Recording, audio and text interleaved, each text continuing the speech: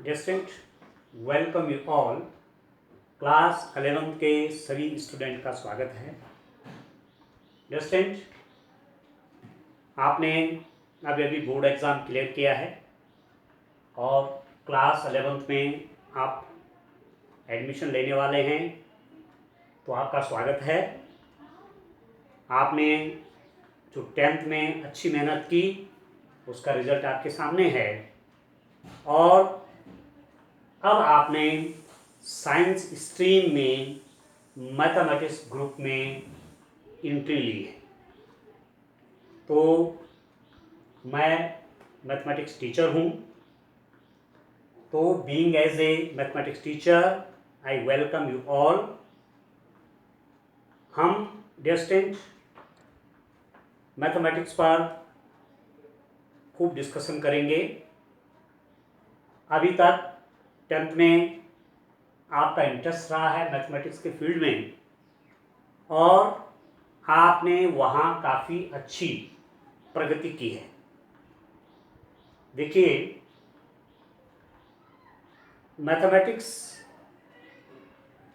का स्टूडेंट है चाहे मैथमेटिक्स का टीचर है, एक तो इस बात को हमें हमेशा जान लेना चाहिए कि हमें हार्ड वर्क करना है। हार्ड वर्क सबसे पहली पहचान, ठीक है। हार्ड वर्क स्टूडेंट भी करता है और टीचर भी हार्ड वर्क करते हैं। इसका आपको भली भांति परिचय हो गया है 10th तक। मैथमेटिक्स में कुछ ऐसे स्टूडेंट भी होंगे जिन्होंने पूरे 100 में से 100 मार्क्स लिए हैं, तो कितनी मेहनत की होगी इस बात का अंदाजा आप लगा सकते हैं।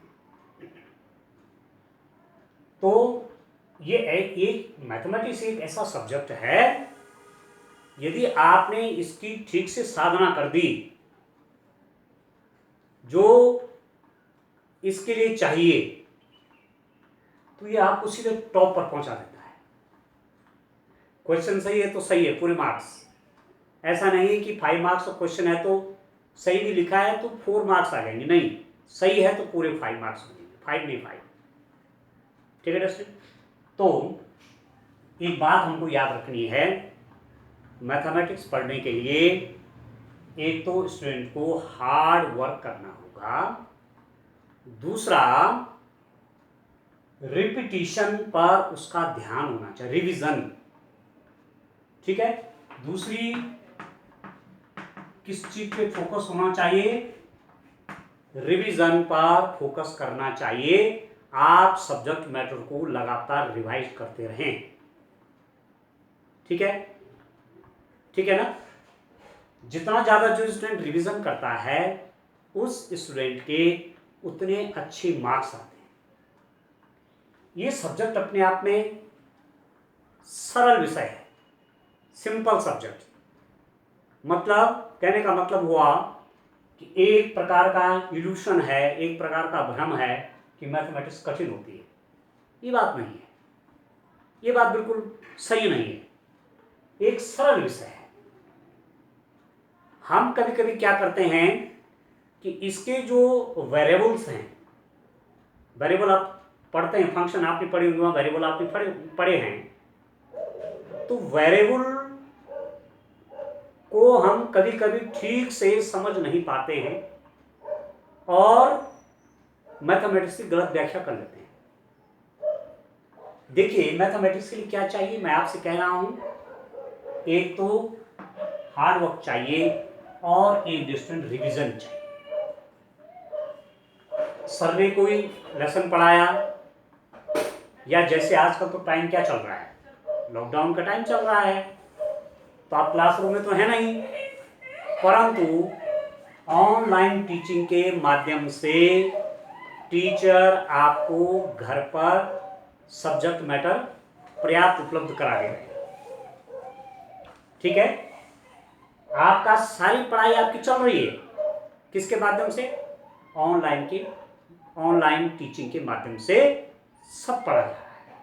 आप कभी यूट्यूब खोलेंगे और मैथमेटिक्स से कोई टॉपिक आप टाइप करेंगे तो आपको डिफरेंट टाइप की वीडियोस उस टॉपिक पर मिल जाएंगी।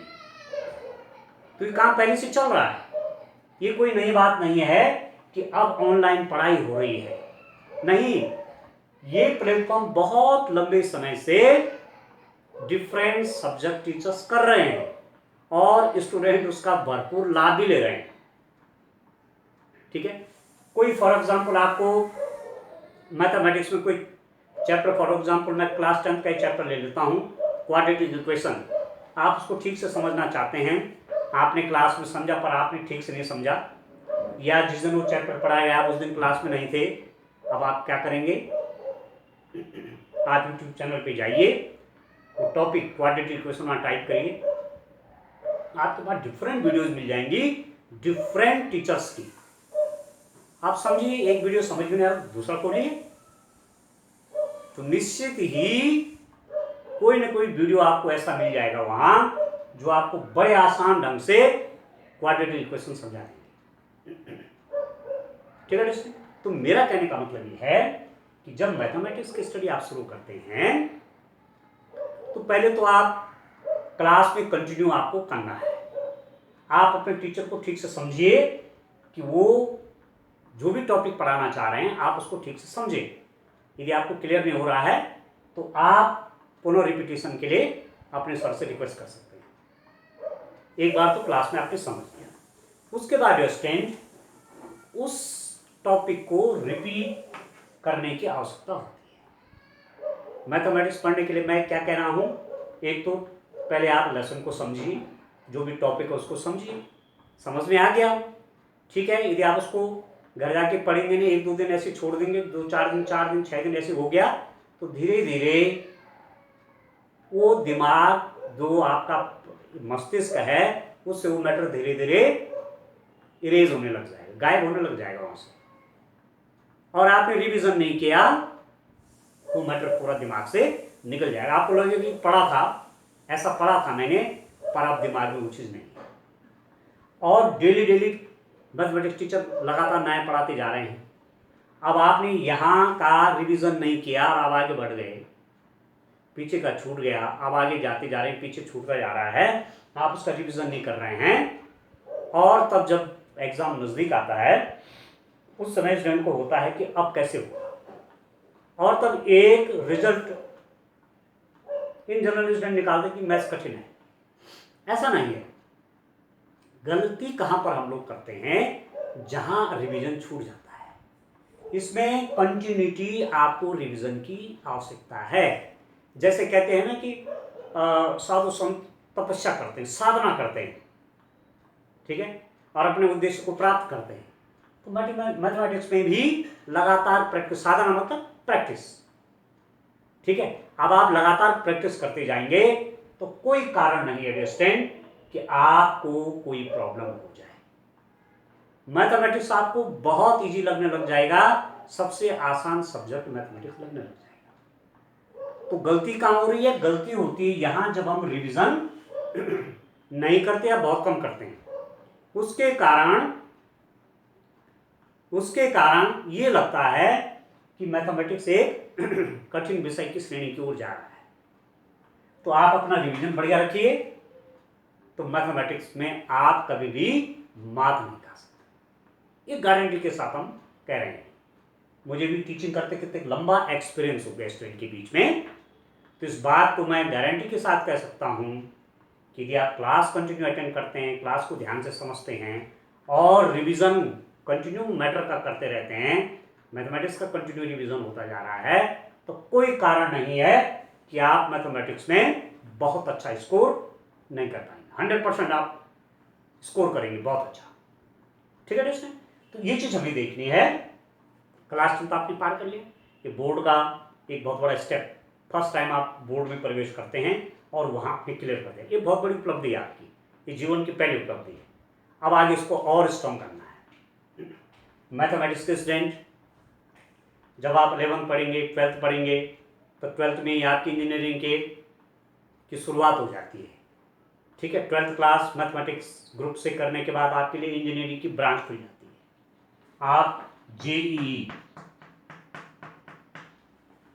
यदि आपने अच्छी मैथमेटिक्स, फिजिक्स, केमिस्ट्री बल्कि तैयारी करेंगे तो जेई एग्ज़ाम, मेन, एडवांस वो क्लियर करके आप IITs NIT में आपको एडमिशन मिलता है, तो बहुत बड़ी ब्रांच खुल जाती है स्टूडेंट।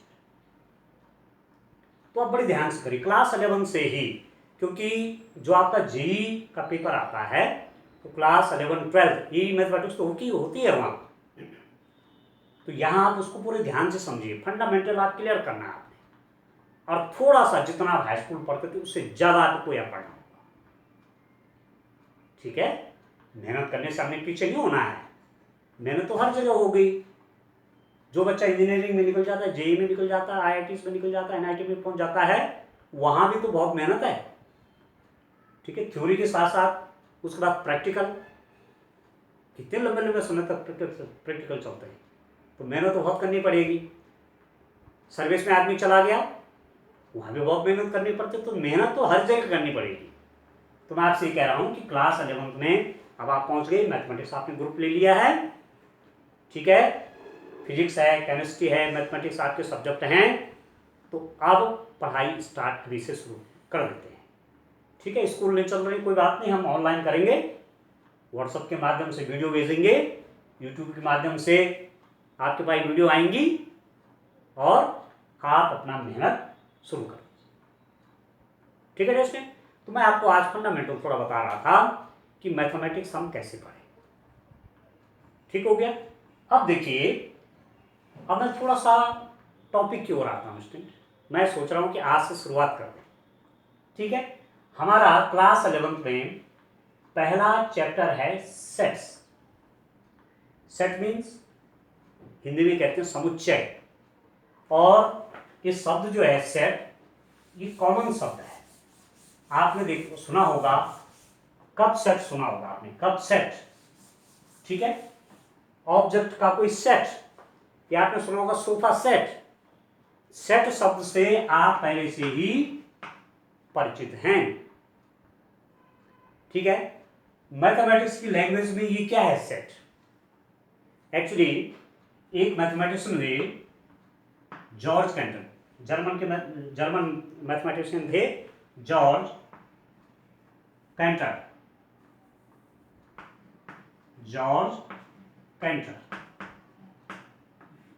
जॉर्ज कैंटर जब ट्रिग्नोमेट्रिकल सीरीज की स्टडी कर रहे थे, तो वहां उन्होंने ये मैथमेटिक्स जो है वैसे इस मैथमेटिक्स को उन्होंने डेवलप किया, और नंबर सिस्टम पे बहुत काम किया, सेट थ्योरी पर बहुत काम किया, ठीक है दोस्तों।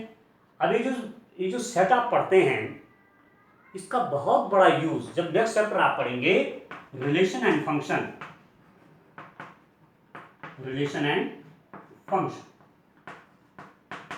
जब हम इस बुक का नेक्स्ट चैप्टर पढ़ेंगे, चैप्टर नंबर 2, संबंध एवं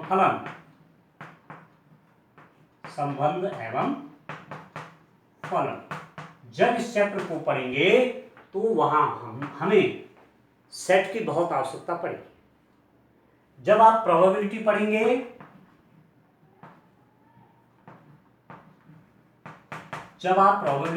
स्टूडेंट, प्रायिकता पढ़ेंगे,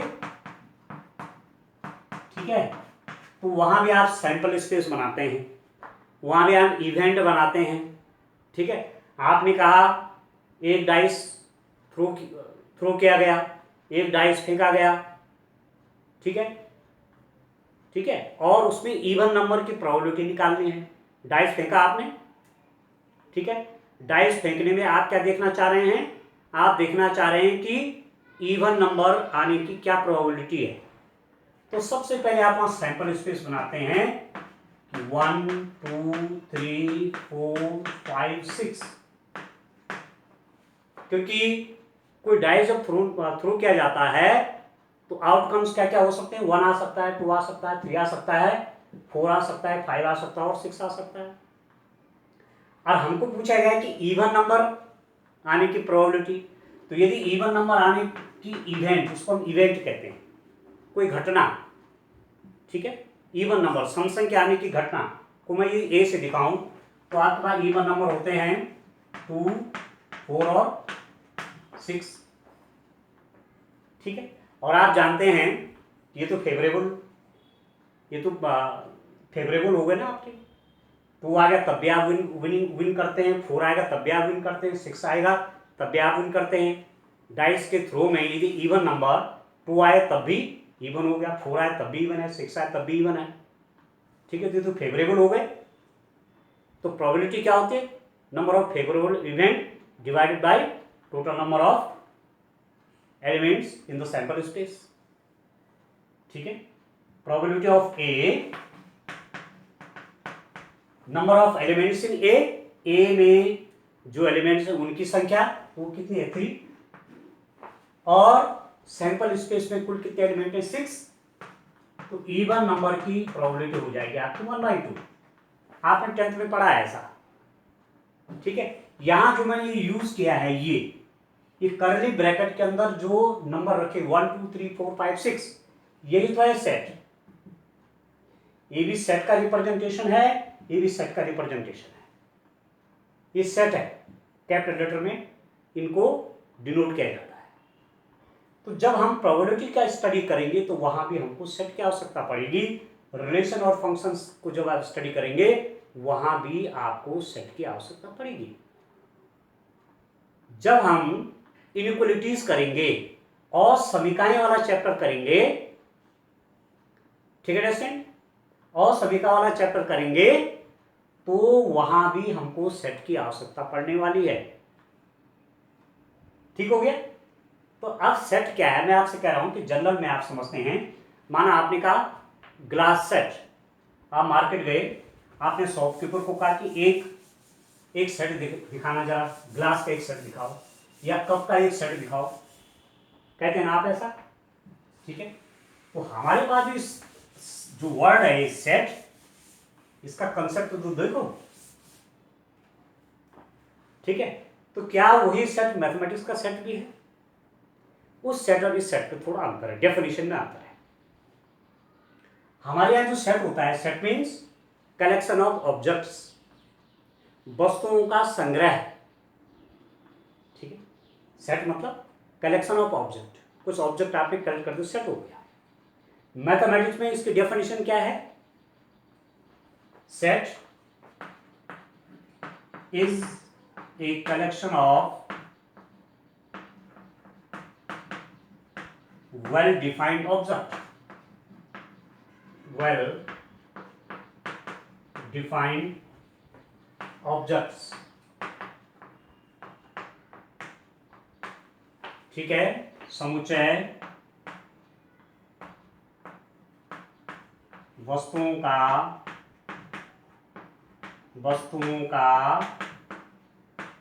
सुपरिभाषित समूह है, सुपरिभाषित समूह है।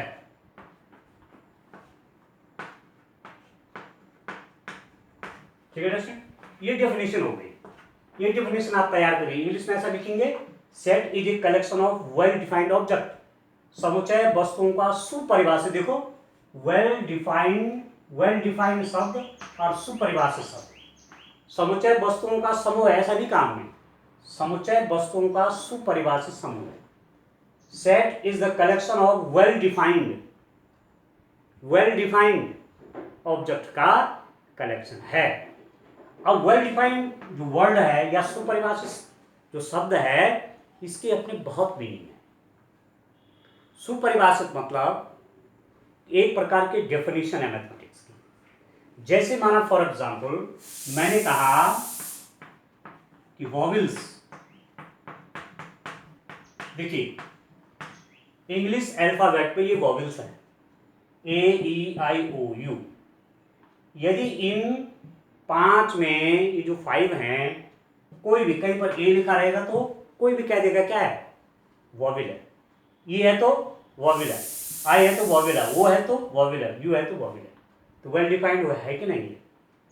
कोई भी देखेगा कि आई को देखेगा तो कहेगा इंग्लिश अल्फाबेट का वॉवेल है, तो ये लिखा है वेल डिफाइंड।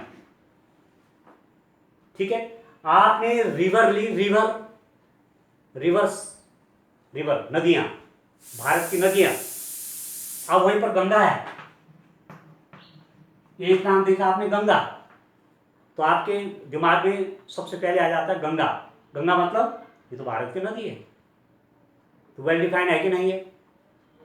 ठीक है, आप लिखते हैं 1 2 3 अप टू सोन, आप लिखेंगे ये तो प्राकृत संख्याएं हैं, है ना? प्राकृत संख्या पढ़ी आपने, नेचुरल नंबर 1 2 3 4 अप टू सोन, यही तो है वेल डिफाइंड, यही तो है सुपरिभाषित। मतलब सुपरिभाषित या वेल डिफाइंड कलेक्शन का मतलब हुआ वस्तुओं का ऐसा समूह जो सुपरिभाषित है। मतलब कि मैं भी जब वो चीज इकट्ठी करूंगा तो वही बात आएंगी, वही वस्तुएं आएंगी, और दूसरा व्यक्ति भी उनको इकट्ठा करेगा तो वही चीज करेंगे। मतलब इस स्टूडेंट को क्लास में बोला गया कि इंग्लिश अल्फाबेट के वॉवेल्स लिख के लाइए, तो ये तो बच्चे लिखेंगे, और जो भी बच्चा ये नहीं लिखेगा उसका गलत हो जाएगा। तो वेल डिफाइंड है कि नहीं है? ठीक, तो इस चीज पर हम फोकस करेंगे कि इन जनरल हम कप सेट बोल रहे हैं, ग्लास सेट कह रहे हैं, तो ये वेल डिफाइंड नहीं है। ठीक है, ये वेल डिफाइंड नहीं है। वेल डिफाइंड का मतलब हुआ कि सब जगह से अलग अलग लोग वो ऑब्जेक्ट्स कलेक्ट कर रहे हैं और एक ही आंसर आ रहा है, एक ही चीज आ रही है सामने, होने का ये है साहब। अब आप समझ, एक उदाहरण और देता हूं। जैसे जंगल के, माना ये बोला गया कि जंगल में डेंजरस एलिमेंट, डेंजरस एनिमल्स जो होते हैं उनकी लिस्ट बनाओ। डेंजरस एलिमेंट की लिस्ट बना दिया, डेंजरस एलिमेंट का एक सेट बनाओ। अब डेंजरस एलिमेंट में किसी ने टाइगर लिखा, किसी ने लॉयन लिखा, किसी ने पाइथन लिखा। ठीक है, अलग अलग बच्चों के अलग अलग हो सकते हैं। ठीक है, किसी को मंकी से भी डर लगता है, उसने खतरनाक में मंकी भी डाल दिया। तो अलग अलग बच्चों का अलग अलग आंसर वहां आ सकते हैं। कुछ लाइन लिखते हैं, कुछ ने लॉयन घर में पाल रखे हैं। आप देखते होंगे, जो ज्योग्राफी चैनल में देखते होंगे, और भी चैनल तमाम हैं, वहाँ देखते हैं कुछ ने घर में पाल रखे हैं शेर, और उनको पूछो तो वो तो कहते हैं lion is a very good animal, ये तो बड़ा अच्छा जानवर है, घर में पाल रहे हैं। तो ये वर्ड जो है बहुत खतरनाक, ठीक है, ये आपका वेल डिफाइंड सुपरिभाषित नहीं है। ठीक है, भारत के बहुत अच्छे बैट्समैन का समुच्चय, अब बहुत अच्छे बैट्समैन, ठीक है, अलग अलग उत्तर आ रहा है। कोई तेंदुलकर को टॉप में रख रहे हैं, कोई धोनी को टॉप में रख रहे हैं, कोई रोहित शर्मा को टॉप में रख रहे हैं, कोई गौतम गंभीर को टॉप में रख रहे हैं। हर बच्चे की लिस्ट अलग अलग है। भारत में बेस्ट 5 बैट्समैन का सेट बनाओ, तो अलग अलग बच्चों के अलग अलग आंसर। इसका मतलब वेल डिफाइंड नहीं है वो।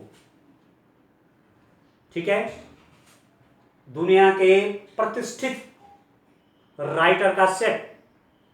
अब प्रतिष्ठित, किसी को कोई राइटर बहुत अच्छा लगता है, किसी को कोई राइटर अच्छा नहीं लगता, तो वो भी क्या है, वेल डिफाइंड नहीं है।